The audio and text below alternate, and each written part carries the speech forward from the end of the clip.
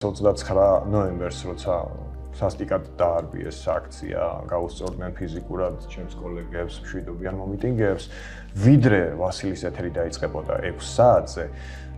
იცით როგორ აშუქებდა საზმაო ამ ამბებს, ამბობდა რომ აი ჟურნალისტები დაშავდნენ, ჩვენი თანამშრომელი დაშავდა.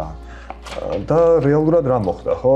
მათ შორის პირველი არხის თანამშრომელი, არ ვიცი, სასტიკად სემეს და არ ვიცი ის კადრები ნანახია ყველას, ხო? როგორ უსწორდა, როგორ შეიძლება აი ეს ფაქტი აღწერო, როგორც დაშავდა. მე 6 საათზე დაიწყო. სასწაულად იგონებენ, ამასაც ნიჭი უნდა, როგორ. კი, ვასილის ეთერი დაიწყო 6 საათზე და ვასილმა თქვა, თავს დაესხნენ. აღწერა კონკრეტული ფაქტები, მათ შორის ჩემი ვიდეო, ხო? აი რაღაც ჩემი კადრი ჩანდა და ვასკა აღწერდა რა ხდებოდა კადრში, რომ ვეცრაც მემა ჩაარტყა, გათიშა, მიიღო ესა და ეს დაზიანება. მე იყო ეთერი, სადაც თინა ბერძენიშვილი იმ გვალმაგიდასთან იჯდა და მე ჰოსპიტალიდან ვთხოვე ჩართვა.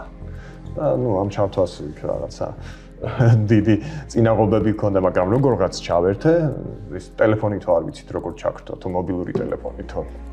არ ვიცით, რამდენად შესაძლებელია ეს ტექნიკურადო და ამ დროს მე ვმუშაობდი, რა ვიცი, საზმაოზე 8 წლის წინ და იქ ჩვეულებრივად ვერთვებოდი იგივე ტელეფონით მარტივად და ხო, მოკლედ ჩავაგისობა იქნება ისე. ხო და ნახე, ოფიციალურ განცხადებაში დაშავდა, ეწერა ჟურნალისტებზე, მომიტინგეებზე, ასევე რომელიც საზმაომ გაავრცელა და თინა ბერძენიშვილს რომ ჩავერთე პირველი თხოვნა ეს იყო რომ ეჩვენებინა ჩემზე თავდასხმის კადრი და ვთხოვე, იქნება აღწეროთ რა ხდება კადრში თქო.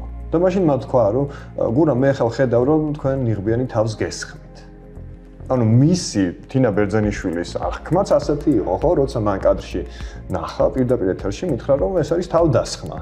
და მაშინ რატო წერ რომ დაშავდნენ შენს ყველა გამოშვებაში? რატომ ვერ ამბობ ამას? ხო, აი ესაა რა.